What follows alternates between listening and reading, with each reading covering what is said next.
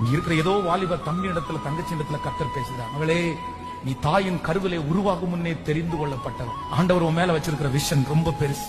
ஆண்டவர் உனக்காக வச்சிருக்கிற வழி ரொம்ப பெருசு. இன்னைக்கு நீ இருக்கிற நிலைமை அல்ல, இன்னைக்கு இருக்கிற சிச்சுவேஷன் அல்ல. இன்னைக்கு ஒன்ன நிறைய பேர் சாதாரணமா பாக்குறாங்க. இன்னைக்கு ஒன்ன நிறைய பேர் சின்ன பிள்ளையா பாக்குறாங்க. ஒன்ன இன்னைக்கு நிறைய பேர் பேதையா பாக்குறாங்க. ஆனா கர்த்தர் உன் மேல ஒரு பெரிய நோக்கத்தையே வச்சிருக்கிறார். கர்த்தர் உன் மேல ஒரு பெரிய விஷனையே வச்சிருக்கிறார். கர்த்தர் உன்னை கொண்டு செய்ய போகிற காரியம் சிம்பிளா இல்ல. கர்த்தர் உன்னை கொண்டு செய்ய போற காரியம் ரொம்ப பயங்கரமான காரியத்தை இதுவரையிலும் உன்னுடைய வம்சத்துல உன்னுடைய குடும்பத்துல யாருமே செய்ய முடியாததை உன்னை கொண்டு செய்யணும்ன்றதுக்காக ஆண்டவர் உனக்கு ஒரு பெரிய வழியை வச்சிருக்கிறாரு. இது சாதாரணமானதுதான். ஆனா ஆண்டவர் உன்னை கொண்டு வச்சிருக்கிற விஷன் அது காடுகளை மலைகளை தாண்டி லட்சங்களை ஆதாயப்படுத்துகிற அந்த விஷனை கர்த்தர் உன் மேல வச்சிருக்கிறாரே. கர்த்தர் நீ பிறக்கும் போதே உன்மேல் வைத்திருக்கிற நோக்கம் ரொம்ப பெருசு, ரொம்ப